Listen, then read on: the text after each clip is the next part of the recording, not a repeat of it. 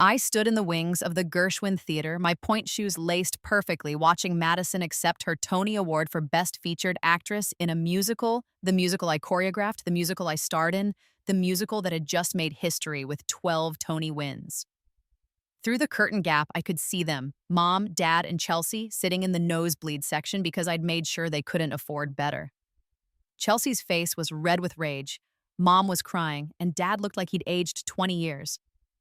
They had finally come to see me dance. 4,000 miles too late and one lifetime past redemption. The irony was exquisite. They were here because Chelsea had begged them to come, hoping to network her way into the theater world after her soccer career flamed out spectacularly. She'd called me 3 months ago, her voice sticky sweet with false sisterly affection, asking if I could hook her up with Broadway contacts. I'd said yes, then blocked her number and sent her parents-only tickets to tonight's show, the closing night of my 3-year run, my final bow before retiring at 27, as the youngest principal choreographer and lead dancer in Broadway history. But I'm getting ahead of myself. Let me take you back to the beginning, or rather, the ending that became my beginning. I died on March 15th, 2019, at 2:47 a.m. in a charity hospital bed, alone, my body destroyed by years of malnutrition and untreated injuries. I was 19 years old. I'd been dancing in a third-rate strip club in Atlantic City for 8 months, my classical training prostituted for dollar bills, my dreams long dead, but my body still moving because it was the only thing I knew how to do. The pneumonia that killed me was just the final insult added to a lifetime of injury. My last conscious thought wasn't of ballet or Broadway or the life I should have had. It was of Chelsea's face, flushed with victory, holding up that stupid gold soccer trophy while Mom and Dad cheered.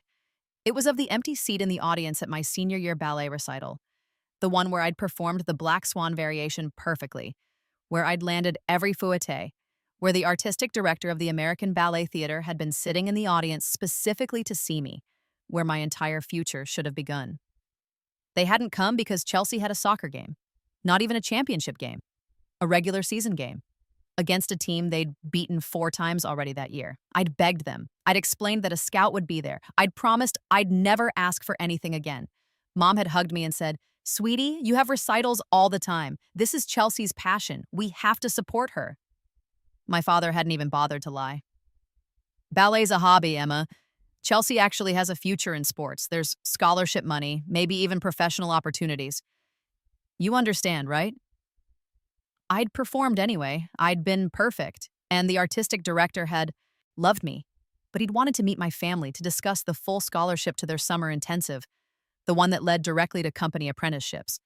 When I'd stammered that they couldn't make it, I saw his enthusiasm cool. What kind of serious dancer had family who didn't come to crucial performances? What kind of commitment could he expect from a girl whose parents clearly didn't value her art? He'd taken another girl, a girl with less technique, but parents in the audience who'd rushed the stage afterward, crying with pride. I'd gone home to find them celebrating. Chelsea had scored 2 goals. There was cake. They'd gotten her a new pair of cleats, the expensive kind. When I'd tried to tell them about the ABT director, Dad had been scrolling through photos of the game on his phone. Mom had been cutting cake. Chelsea had rolled her eyes and said, "God, Emma, not everything is about you." That night, I'd cried in my room until dawn. The next day, I'd overheard Mom telling her sister on the phone that she was worried I was too obsessed with ballet, that it wasn't healthy. She'd actually used the word intervention. That was when something in me had broken. Not snapped. Breaking implies violence, noise, drama. This was quieter. It was like a star collapsing into itself, all the light and heat imploding inward until there was nothing left but a cold, dense point of darkness. I'd kept dancing, though. I'd auditioned for other summer intensives, paid for with money from my part-time job at the mall. I'd gotten into 3 good programs, but they all required fees I couldn't afford, and Mom and Dad had refused to help. That money was earmarked for Chelsea's elite soccer camp, the one that cost $4,000 for 2 weeks. By the time I was 18, I'd aged out of most of the youth opportunities. I'd tried to audition for colleges, but the application fees alone were prohibitive, and I needed a portfolio of professional photos I couldn't afford. I'd danced with a small contemporary company that paid in experience. I taught ballet to bored 7-year-olds in a strip mall studio for minimum wage. Chelsea, meanwhile, got a full ride to a Division I school. She wasn't even that good. Competent, athletic, but nothing special. But Mom and Dad had made her the family project, the golden child, the one worth investing in. They'd flown to all her college games. They'd bought team merchandise. They'd set up a whole bedroom in their house as a shrine to her accomplishments. My room had been converted into Dad's home office before I even moved out. I'd spiraled down slowly, then all at once. The contemporary company folded.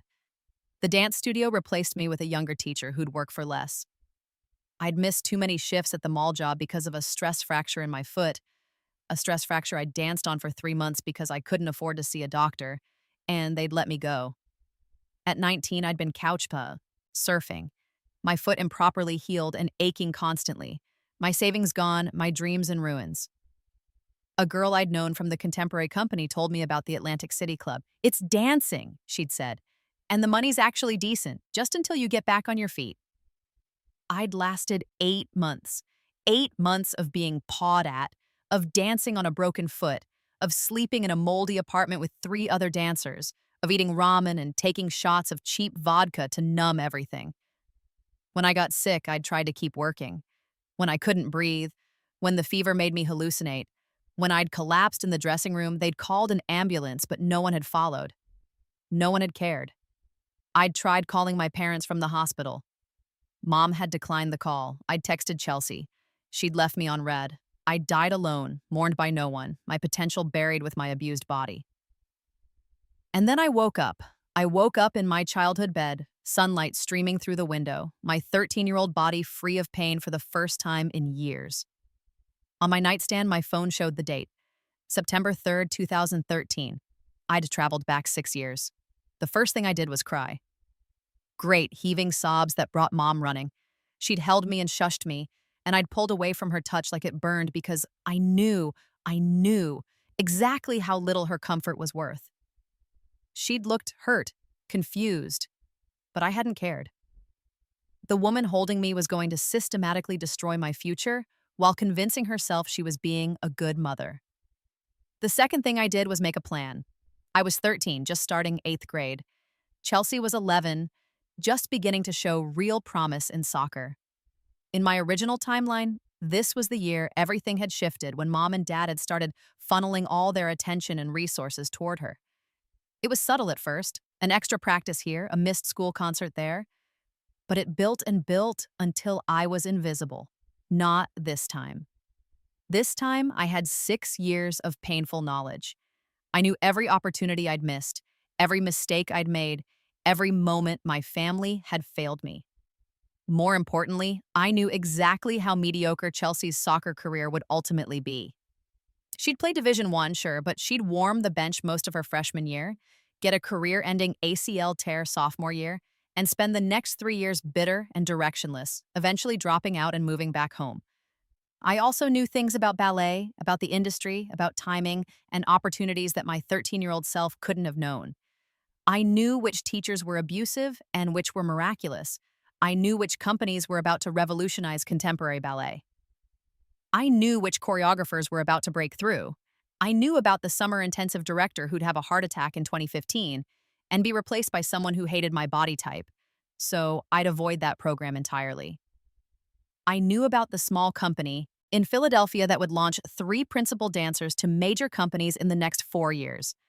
Most importantly, I knew about Margaret Song. Margaret Song, the reclusive billionaire who'd made her fortune in tech and had a passion for the arts. Margaret Song, who had no children and who would, in 2016, establish a foundation to fund talented young artists who lacked family support. Margaret Song, who would be the keynote speaker at a small arts education conference in New York City on November 12th, 2014, a conference I could get to on a train, a conference that would change everything if I could just get her attention.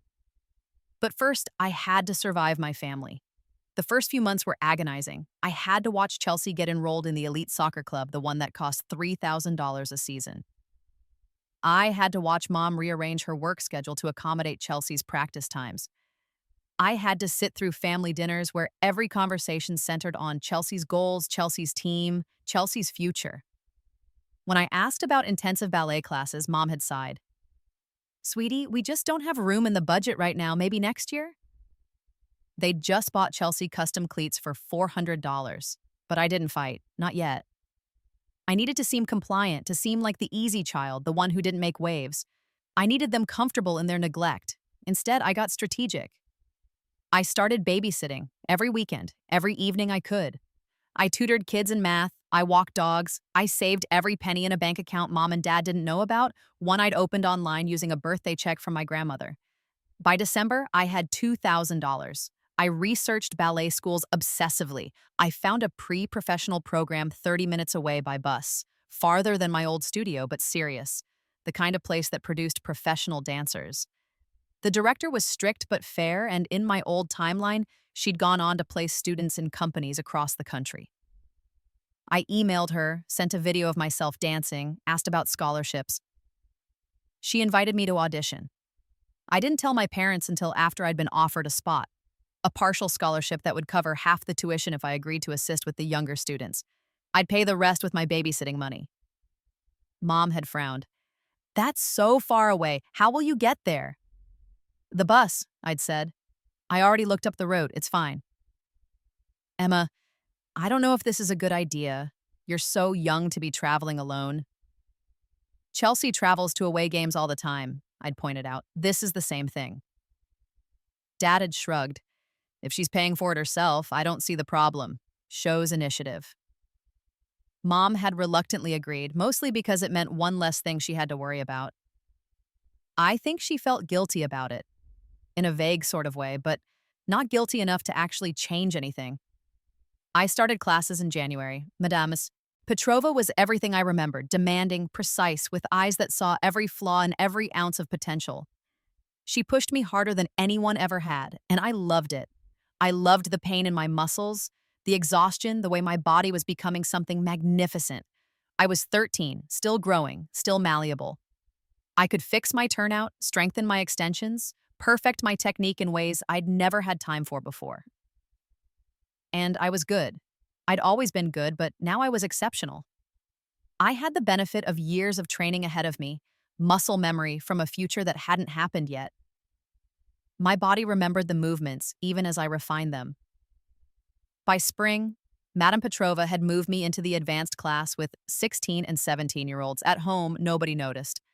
They came to one recital that year, Mom, Dad, and Chelsea, sitting in the back. They'd left during intermission because Chelsea had an early game the next morning. I'd danced a featured variation in the second act. They missed it entirely. I didn't care. I didn't need their validation anymore. I had a goal, and I was going to reach it with or without them. The next year passed in a blur of discipline and planning. I worked, I saved, I trained. I kept my grades perfect because I knew scholarships would require it. I researched colleges with good dance programs and generous aid packages. I documented everything in journals and spreadsheets, mapping out my future with military precision. Chelsea's soccer consumed more and more of our family life. The costs escalated: travel teams, tournament fees, private coaching. Mom and Dad took out a second mortgage to fund it. They never once asked if I needed anything. When I turned 15, I started taking the train into the city for open classes at Steps on Broadway and Broadway Dance Center. I lied and said I was 17. I was tall for my age, and I looked older when I put my hair up and wore makeup. I took class with professionals, with working dancers, and I studied them. I learned what made the difference between good and great, between training and artistry. That was when I fell in love with musical theater. In my old timeline, I'd been a purist, focused only on classical ballet. But watching these Broadway dancers, the way they could switch from jazz to contemporary to ballet, the way they acted through movement, the sheer joy they brought to performance, I realized I'd been limiting myself. I started training in jazz, contemporary, even tap. I took acting classes at a small theater in Jersey that offered scholarships for serious students. I made myself into a triple threat, and then came November 12th, 2014. The Arts Education Alliance conference was small, held in a hotel conference center in Midtown. I took a sick day from school and told my parents I was going to a friend's house. I'd prepared for months. I had a portfolio of performance videos, a resume, letters of recommendation from Madame Petrova, and my acting teacher. I had a 2-minute monologue prepared about my journey as an artist, polished until every word shone. I just needed 30 seconds of Margaret Song's attention. She gave her keynote at 2 p.m. It was brilliant, passionate, everything remembered. She talked about the barriers young artists faced, about the way talent was lost when money became the price of admission. She talked about her own journey, growing up poor, how a single teacher's belief had changed everything. The moment she finished, I moved. There was a small crowd around her, conference attendees kissing up, but I squeezed through. I planted myself directly in her line of sight and waited. When she glanced at me, I didn't flinch. I met her eyes. "Ms. Song," I said, my voice clear and steady, "my name is Emma Chen. I'm 15 years old, I've been dancing for 12 years, and I'm going to dance on Broadway. The only thing standing between me and that future is money. I'm not asking you for a handout. I'm offering you an investment opportunity. I will make you proud of backing me, and when I succeed, I'll do for other dancers what you could do for me right now." It was bold. It was arguably inappropriate. It was perfect. Margaret Song stared at me for a long moment. Then she smiled. "You have 30 seconds. Sell yourself." I gave her the monologue of my life. I told her about Madame Petrova, about training with professionals, about my grades and my work ethic, and my absolute unwavering certainty that I would succeed. I told her I needed funding for summer intensives, for college applications, for the thousand small costs that added up to an impossible barrier. I told her I didn't have family support, and I said it matter-of-factly, without self-pity, because I didn't need pity. I needed a patron. When I finished, she handed me her card. "Send me everything. Videos, resume, transcripts, a detailed budget for the next 3 years. If you're as good as you say you are, we'll talk." I sent the package that night. She called me 2 weeks later. By December, I had a fully funded training plan, summer intensives at ABT and Alvin Ailey, private coaching with a Broadway veteran, coverage for all my competition and audition fees. In exchange, I'd document my journey, do some promotional work for her foundation when it launched, and promise that if I made it big, I'd pay it forward. I'd have agreed to anything. She was giving me my future back. The next 3 years were the hardest and best of my life. I trained like an Olympic athlete. I commuted to the city 3 times a week for classes and coaching. I did every summer intensive, building connections and refining my skills. I competed in competitions, winning scholarships and awards. I started getting noticed. At home, I was a ghost. I came home late, left early, spent as little time there as possible. Mom and Dad were relieved, I think, that I was finding my passion in a way that didn't require their involvement or money. Chelsea was too absorbed in her own world to care. When I was 17, I auditioned for college programs. I got into Juilliard, I got into NYU Tisch, I got into the Boston Conservatory, all with full scholarships because Margaret's foundation supplemented what the schools didn't cover. I chose NYU because of the connections to Broadway and the ability to actually work professionally while in school. Mom and Dad threw Chelsea a huge party when she got her soccer scholarship to state. They took her shopping for dorm supplies, helped her move in, cried when they left her. When I left for NYU, Mom drove me to the train station. She didn't come up to help me settle in. She had to get back for Chelsea's first home game. I didn't care. I was free. College was a revelation. I was surrounded by people who lived and breathed performance, who understood the language of dance, who pushed me to be better. I worked harder than anyone, took every opportunity, said yes to everything. Sophomore year, I got cast in the ensemble of an off-Broadway musical. It wasn't much. I was basically a dancing body in the background, but I was professional. I was getting paid to dance. I was 19 years old, the age I'd died in my other life, and I was living my dream. Junior year, I choreographed a student production that got reviewed in the Times.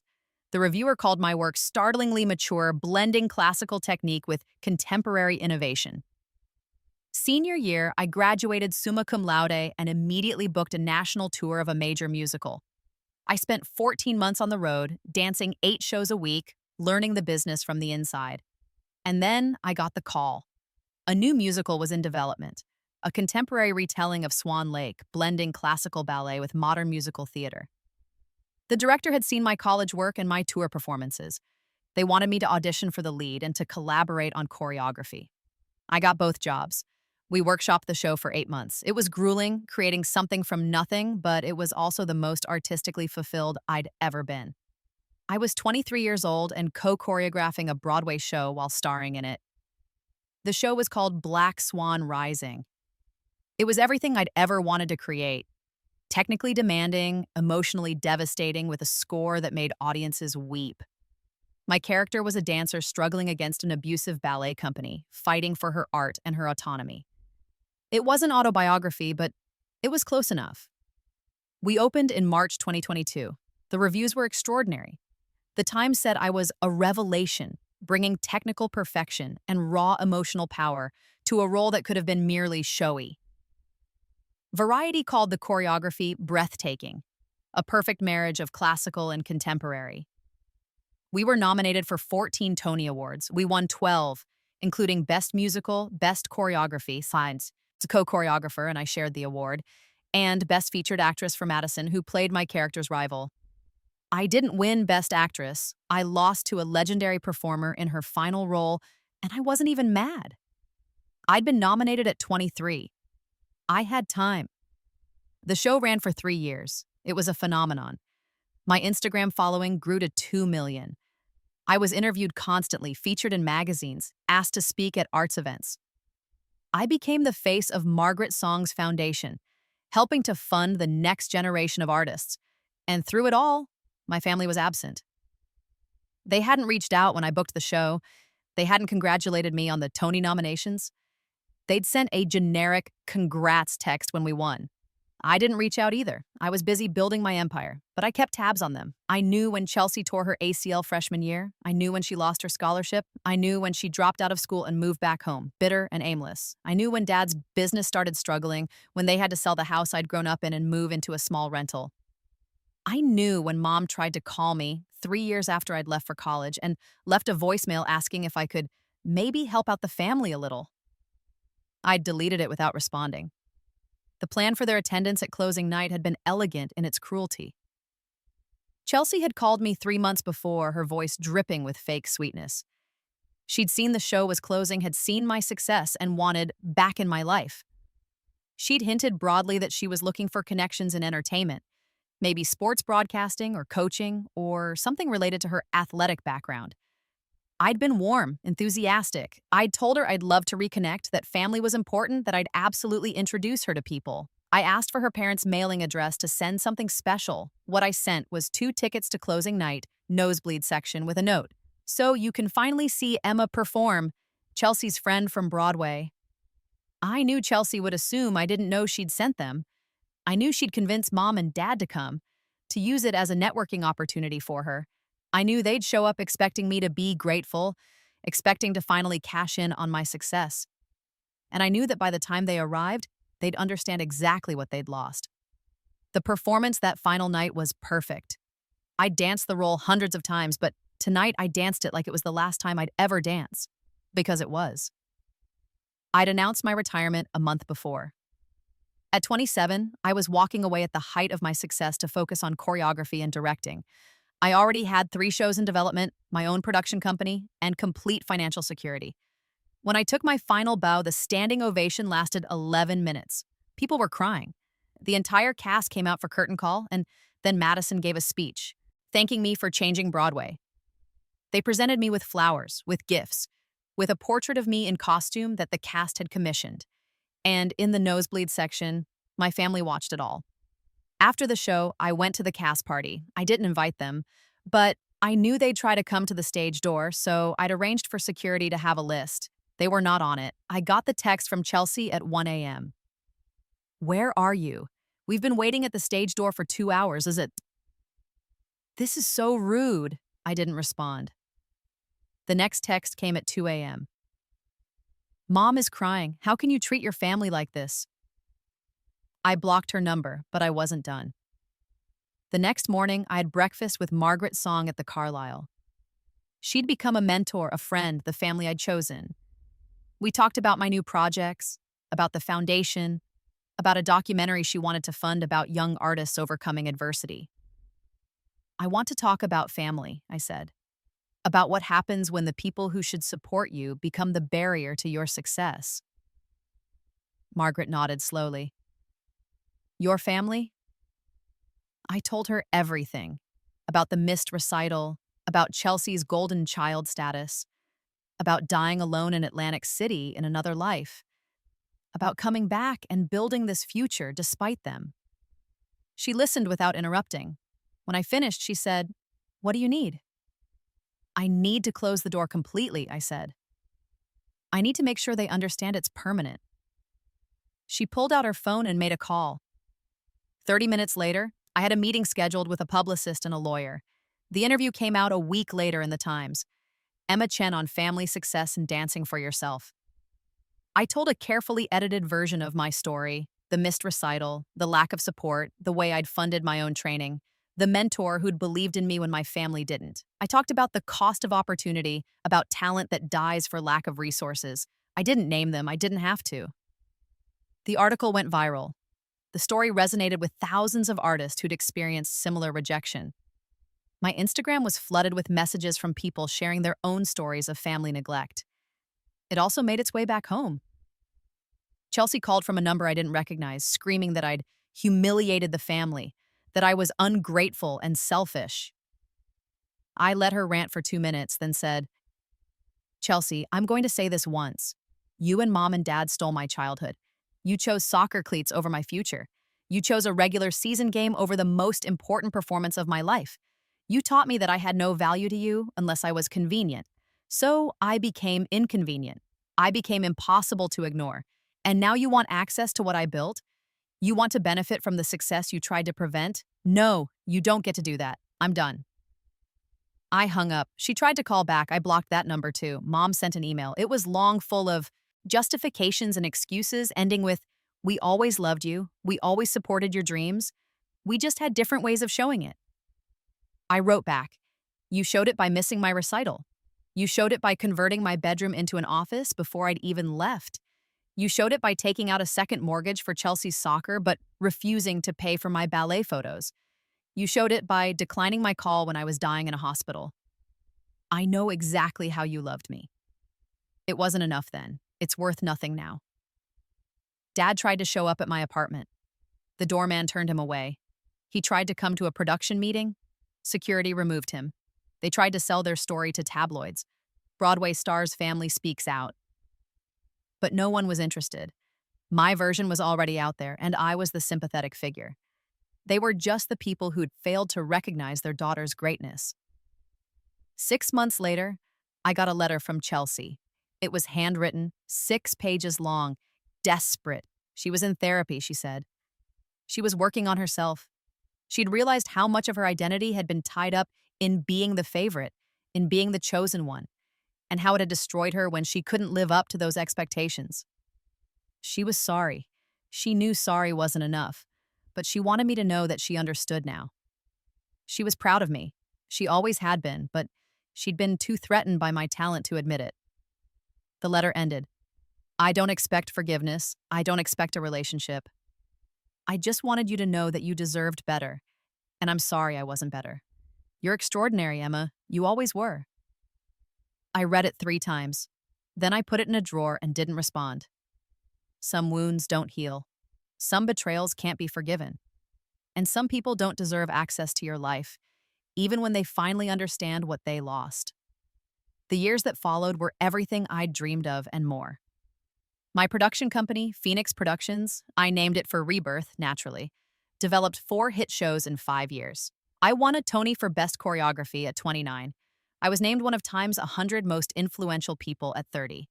I bought a brownstone in Brooklyn and filled it with art and light and friends who'd chosen me as thoroughly as I'd chosen them. Margaret's song became the grandmother I'd never had, attending my shows, celebrating my successes, and bragging about me to everyone she met. When she passed away at 89, she left a substantial portion of her estate to the foundation, ensuring it would continue funding artists forever. She also left me a personal bequest, her collection of vintage ballet posters and a letter that said, "You were the best investment I ever made. Not financially, though the publicity from your success certainly didn't hurt, but because you reminded me why I earned all this money in the first place. To make sure brilliance isn't wasted, I'm so proud of you."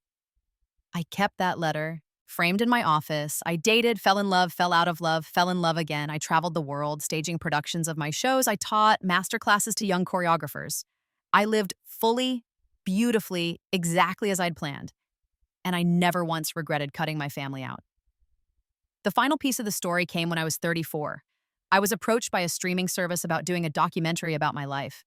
They wanted to cover my rise from obscurity to Broadway success, to talk about the foundation, to inspire young artists. I said yes, but on one condition: we tell the whole truth. The documentary took a year to make.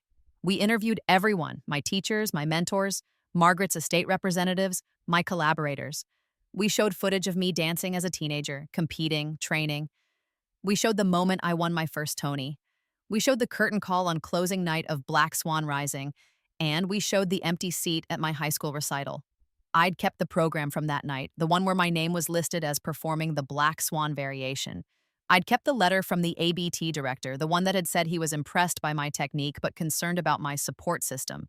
I'd kept every receipt from every class I'd paid for myself, every bank statement showing my babysitting earnings.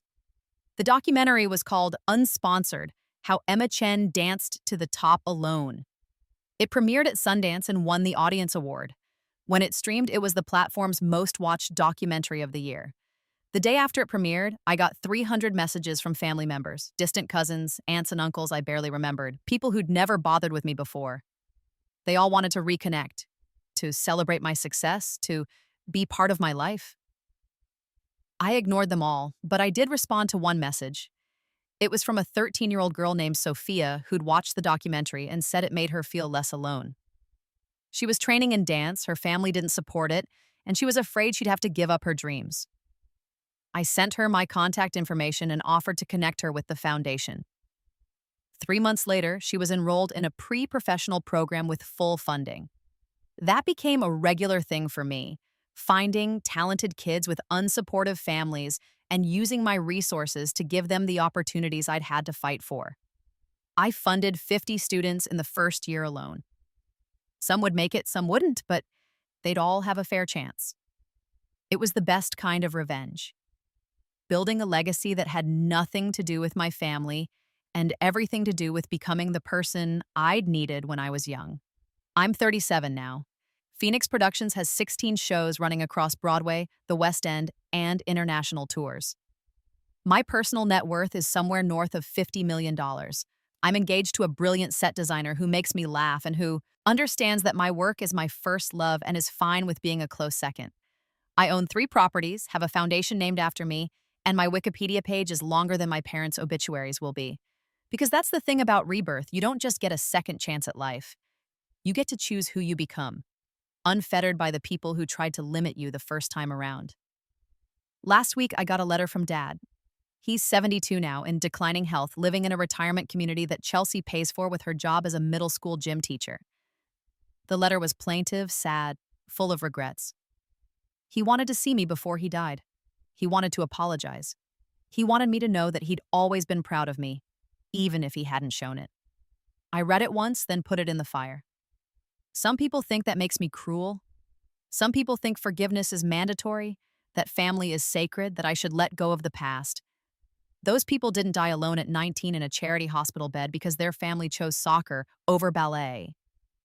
Those people didn't fight their way back from death itself to claim the future they deserved. Those people don't understand that sometimes the most powerful thing you can do is succeed spectacularly without the people who failed you, and let them spend the rest of their lives knowing they could have been part of something extraordinary if they'd just shown up when it mattered. I dance in my living room sometimes, just for myself. My body's still strong and graceful at 37. I dance and I remember that empty seat, that missed opportunity, that moment when everything could have been different. And then I remember everything that came after: the work, the triumph, the Tony Awards, the curtain calls, the standing ovations, the life I built from nothing but stubborn will and a second chance. I remember that they could have been there for all of it. They chose not to be. So I chose to be extraordinary without them. And in the end, that's the best revenge of all. Not caring anymore, but thriving so completely that their absence from my life is the greatest loss they'll ever experience. While their absence from theirs is the greatest gift they ever gave me. I danced on Broadway. I danced without them, and it was absolutely perfect.